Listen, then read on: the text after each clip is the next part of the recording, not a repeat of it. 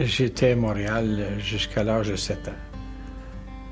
Mon père était dans la fourrure, après ça, il a travaillé pour ce qu'il appelait DIL. C'était où il faisait des accessoires pour l'armée. J'ai habité au village, au bureau de poste du village avec ma grand-mère, mes parents, mes frères et sœurs. C'était le premier bureau de poste de Saint-Hippolyte, où ma grand-mère, Léo Gadzi, Pelletier d'Agenais, exploitait ce bureau de poste. Puis mon grand-père, qui exerçait, qui s'occupait de la forge à côté, lui, bien, il s'occupait de ferrer les chevaux, faire tout ça. Ça a disparu complètement. Okay. Mon grand-père était déjà décédé depuis plusieurs années. Et mon oncle, Lucien, s'est occupé de la forge aussi. C'est lui qui... mais il restait avec nous, là, au bureau de poste. Et puis, mon grand-père a eu 2 familles avant le bureau de poste. Il y avait déjà eu une famille, je ne sais pas les liens, là, mais c'était sa 2e famille. Puis, les enfants, c'était 4 garçons et une fille aussi. Du premier mariage. Du 2e mariage, c'était la même chose. Et oui, ça a été le premier remplaçant de ma grand-mère.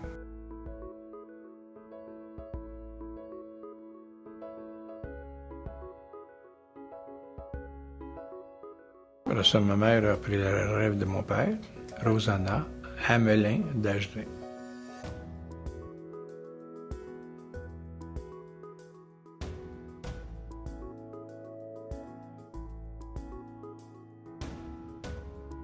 Oui, il y avait d'autres emplois et c'était plutôt contracteur électricien. Et puis, bien, les autres occupations, c'est plutôt secondaire. Il était animateur à l'Hôtel Central. Okay. S'occupait des loisirs. Il a fait une course de boîte à savon dans la côte au village. Il faisait une représentation cinématographique près de l'église, là, ou dans une grande salle qu'il y avait là. Ensuite, dans le garage chez les Blondins. Oui, tous les jeunes, on allait tous là, voir les films, toutes les semaines. C'est ça. Il y a eu une partie dans la grande salle. Après ça, je ne sais pas pourquoi, là, c'était transféré dans le garage en arrière de la maison des Blondins, qui était en face, le bord de la rue. Qui existe encore. Le garage existe encore, là. Quand je suis arrivé à Montréal, là, à un moment donné, j'ai acheté un duplex à Montréal que je louais. Et puis, entre-temps, évidemment, je venais toutes les fins de semaine. Et puis, ça m'intéressait d'avoir une place parce que mes parents, le bureau de poste, évidemment, ma mère ne pouvait plus nous recevoir autant. À ce moment-là, j'ai cherché de quoi acheter. Puis, j'ai trouvé une place sur la Clashigan en 1969. J'avais un chalet et à peu près 1980, là, j'avais construit une maison, une résidence permanente. Okay. Là, j'ai resté là. Et puis de 1988, mais là, je suis ici en permanence depuis ma retraite. J'ai été 32 ans et demi comme policier à Montréal, où j'ai fait évidemment plusieurs postes. J'étais surtout dans les escouades spécialisées. Quand j'ai terminé, j'étais officier de liaison à la Cour du Québec, sur la rue Saint-Laurent et Notre-Dame. Dans des sacs de toile gris, là, que moi et mon oncle, on allait chercher à Shawbridge, en passant par le lac des 14 îles.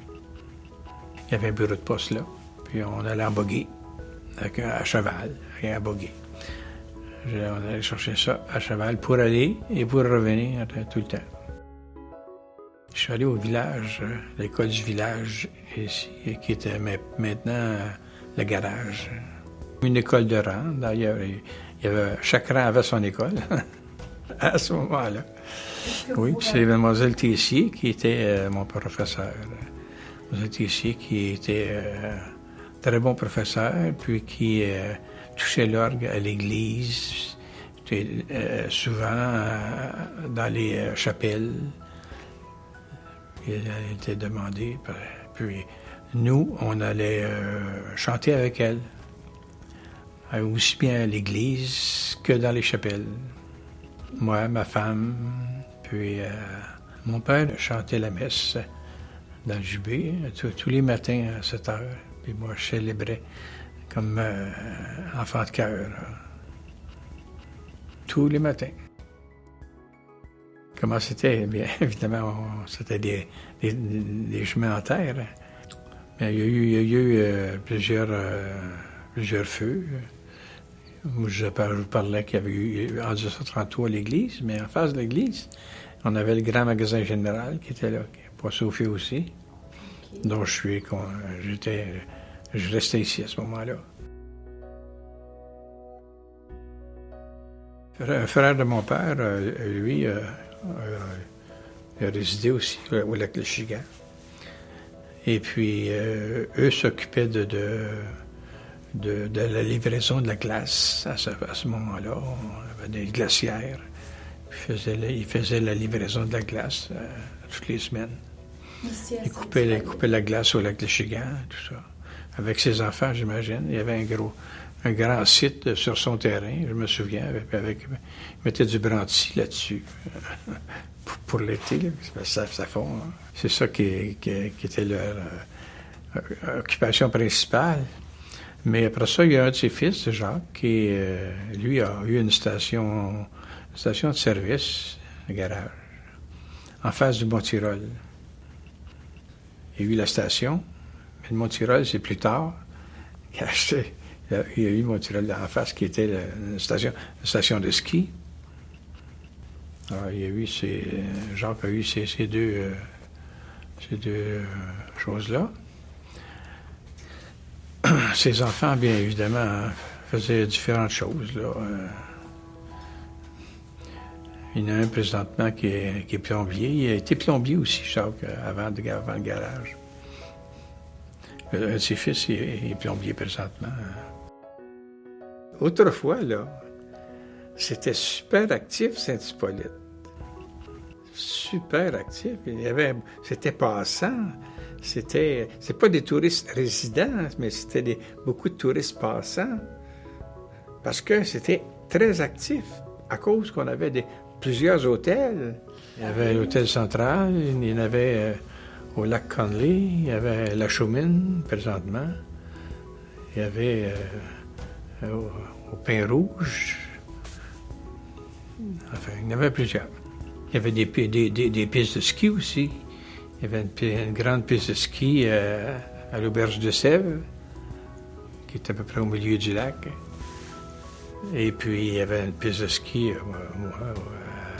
une grande piste de ski à la Chaumine. Par après, il y a eu Mont-Tirol, ici, au lac de Michigan, où on a fait du ski aussi, alpin. Au lac Michigan, il y avait des régates internationales. Des régates internationales à l'auberge du lac Michigan. Des grandes. C'était d'envergure, des courses d'envergure au lac Michigan. Il ne faut pas oublier qu'au lac Michigan, on avait trois résidences pour enfants. Salvation Army, l'Institut Brigiesi, Wardale. En tout cas, il y avait 4 places là, pour... l'un est anglais, l'autre, c'était pour les Juifs, enfin.